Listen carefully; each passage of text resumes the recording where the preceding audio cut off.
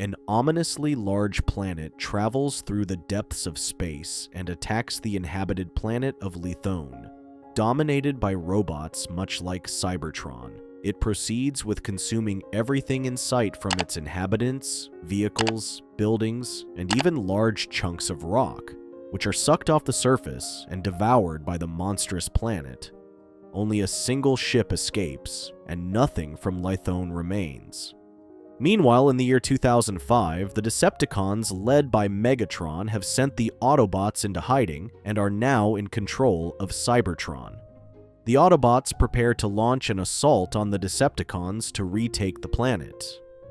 Optimus Prime sends Ironhide to make a supply run to Autobot City on Earth, worried they don't have enough Energon cubes to launch a full-scale assault.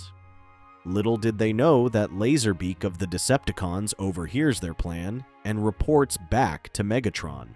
The Decepticons quickly hijack the Autobot supply ship en route to Earth, wiping out Ironhide and his crew inside.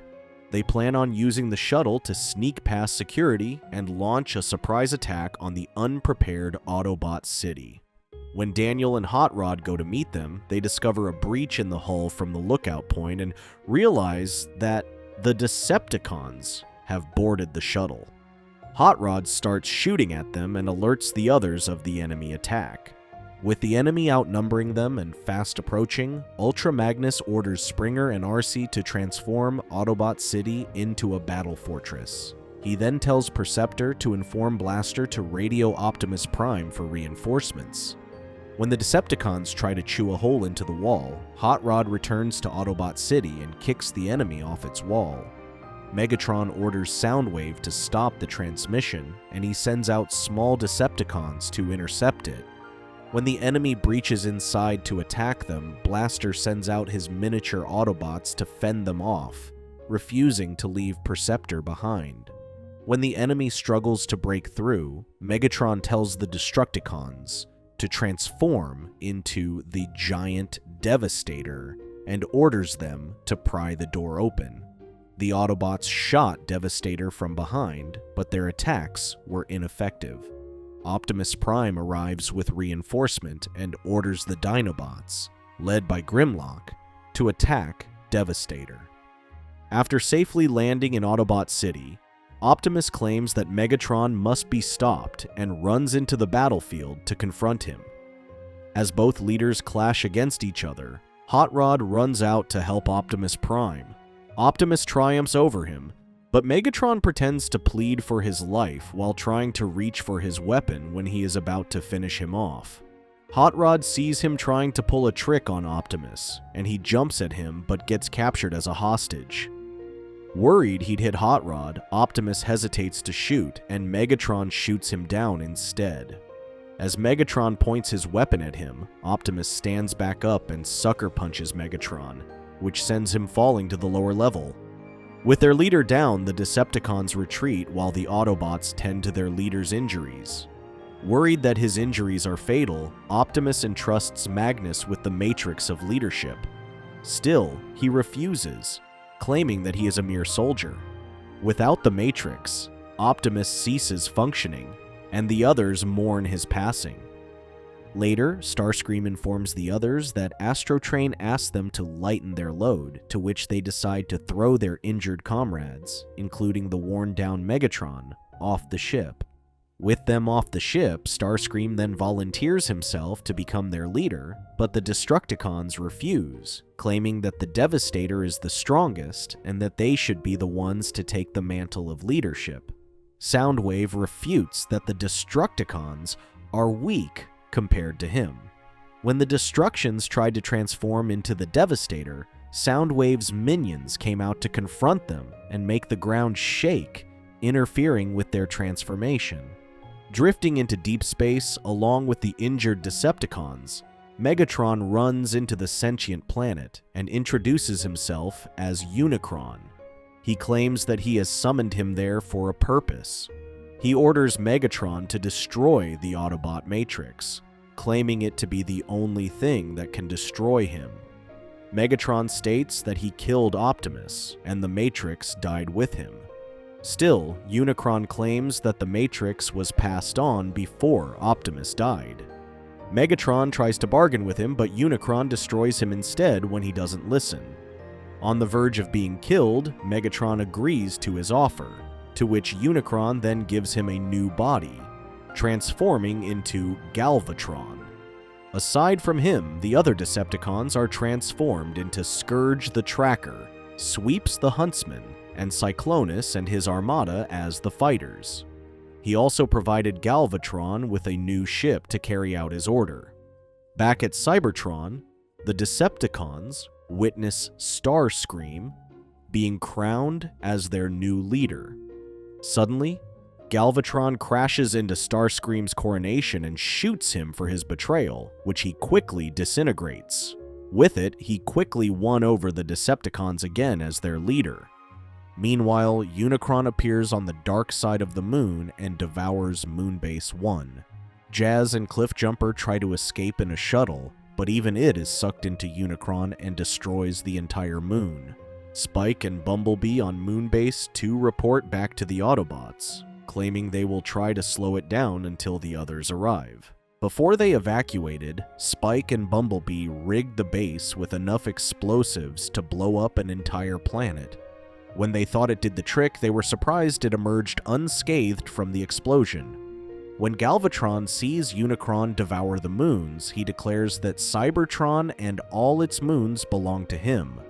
For his defiance, Unicron forced him into submission with excruciating pain all over his body that he gets on his knees and begs for his life. With forced loyalty, Galvatron orders the Decepticons to attack Earth and destroy the Autobots' matrix of leadership. Meanwhile, Magnus orders the Autobots to board their ships, worried that Unicron is their biggest threat, even compared to the Decepticons combined. Should they manage to get back to Cybertron in time, Springer wonders what they can do against a massive opponent, to which Magnus claims that the Matrix should be able to defeat it. Suddenly, they are attacked by Galvatron and the Decepticons. While the others buy time, the Autobots board their ships to escape to Cybertron. RC nearly got left behind if not for Daniel, who called them out. They were suddenly fired on with homing missiles when they thought they had lost Galvatron and the Decepticons in outer space. Although the missiles made contact, Hot Rod and the others survived the explosion. Galvatron then sends out Cyclonus, which he fires at the Autobot ship and forces it to crash on a nearby planet, Quintessa. Springer, on the other ship, worries they won't be able to outrun Galvatron and their men. Magnus suggests detonating the rest of the ship while they escape in the command pod, tricking Galvatron into thinking they died in the explosion. Galvatron reports back to Unicron and asks why he keeps torturing him when he has completed his mission. Unicron explains that he has failed and that Ultra Magnus is still alive. Meanwhile, Hot Rod later finds himself underwater, caught in some seaweed. He calls out for help when a school of cannibalistic piranhas swarm him. When no one responds, he breaks free using the razor saw on his arm and follows Cup's voice, yelling for help. He quickly finds him being attacked by a giant squid. He started shooting, forcing the squid to let go of Cup and grab him instead. When it wouldn't let go, Hot Rod shoots one of its eyes, to which he then breaks free from its grip, forcing it to retreat. Cup begs Hot Rod to fix him, to which he grabs the detached arm and leg and swims back to the surface, carrying him in his arms. After fixing Cup, they quickly search the area of the missing Dinobots when they come across an army of Alicons. Cup claims to know the universal greeting, but when they didn't respond, he tried to bribe them with energon sticks. As soon as they ran out, the Alicons turned on them. They captured Hot Rod and Cup and brought them to their leader, the Quintessans. While waiting for their sentence, they meet Kranix, the sole survivor of Lithone, in a holding cell next to theirs, whose planet was destroyed by Unicron. Before he could tell them about Unicron, Kranix was taken by the Alicons to face trial before their masters. They passed judgment on him, but despite finding him innocent, he was ironically fed to the hungry Sharkticons below. Somewhere, the Dinobots also survived the crash and searched for Hot Rod and Cup. Out of nowhere, a small Autobot befriends and tells them that they are going the wrong way. He guides them to find where the Alicons took Hot Rod and Cup. When it was their turn, Hot Rod and Cup stood before the Imperial Magistrate, who deemed them innocent, to which they quickly fell to their doom. As soon as they hit the water, the restraints disappeared. With insufficient blasters for the enemy, they transformed and drove in circles until they made their way out of the pit. They try to fend them off, but the enemy swarms them in droves when the door suddenly falls and the Dinobots arrive. The contestants order the Sharkticons to kill them all, but Grimlock uses fear to make them submit to him and orders them to kill their masters instead, to which they happily oblige. Hot Rod worries that they are still stuck there, but Wheelie points out the Quintesson Tower from afar and claims it is a ship. Meanwhile, having lost their pursuers, Perceptor suggests they go to Junkion so they can make repairs to their ship. When they venture out to search for things to repair the ship with, they are stopped by Junkions, who have them surrounded and covered in junk that lets them camouflage in the background. Although they didn't attack them, Magnus and the others focused on repairing their ship when Galvatron and the Decepticons suddenly arrived to finish them off. They quickly got separated, fleeing from the enemy. When Decepticons cut off Daniel, he transforms into a miniature car and escapes from his pursuers. Magnus orders Perceptor to make a break for cover while he unleashes the power of the Matrix against their enemies. He struggles to open it, so Galvatron demands he surrender the Matrix. When he refuses, Galvatron orders the Sweeps to kill him. After gunning him down, Galvatron recovers the Matrix he plans to use against Unicron. After the Decepticons left, the Autobots felt hopeless now that Magnus had died and the Matrix was gone when Junkions suddenly attacked them. Out of nowhere, Hot Rod and the others arrive in the Quintesson ship and stop the Junkions attacking the Autobots. When Cup prepares to fight, Hot Rod lowers his weapon and uses the universal greeting he learned from him to gain favor with their leader. Coming to understand each other, the leader of the Junkions orders his men to put Magnus back together, and everyone is surprised to see him alive. Magnus explains that Galvatron has the Matrix, and all hope is lost. Hot Rod rallies the others into fighting Unicron, and the Junkions reveal their giant ship hidden underneath the junk, wanting to help in the fight against Unicron. Galvatron returns to Unicron and demands he submit to him or face the wrath of the Matrix. Instead of cowering in fear, Unicron becomes a planet-sized robot and attacks Cybertron.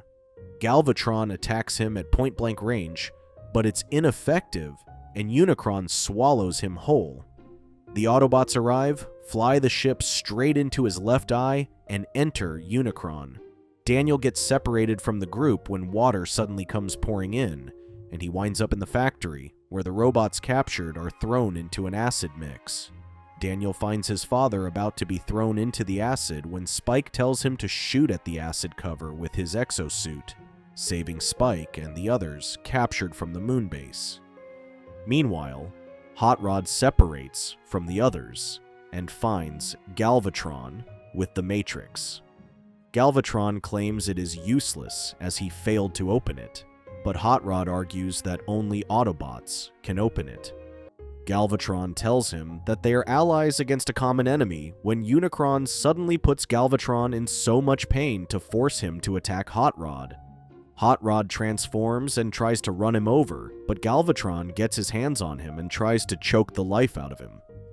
Hot Rod gets his hands on the Matrix, which suddenly glows bright, pushing Galvatron away. Suddenly, Hot Rod hears Optimus Prime's voice, telling him to rise and become Rodimus Prime. Having grown in size, Hot Rod wrestles Galvatron and quickly throws him outside. With no one to stop him, Rodimus unleashes the Matrix, which causes Unicron's body to explode from the inside. Rodimus meets up with the Autobots, leading them to escape through Unicron's right eye. Unicron declares they cannot stop his destiny when his head suddenly blows up. The Autobots return to Cybertron, to which Rodimus declares that it is the end of the Cybertronian War and leads the others in chanting the words, "Till all are one." Thank you for watching. Check out these other videos and make sure to subscribe and tap the bell to be notified about our latest videos. See you next time.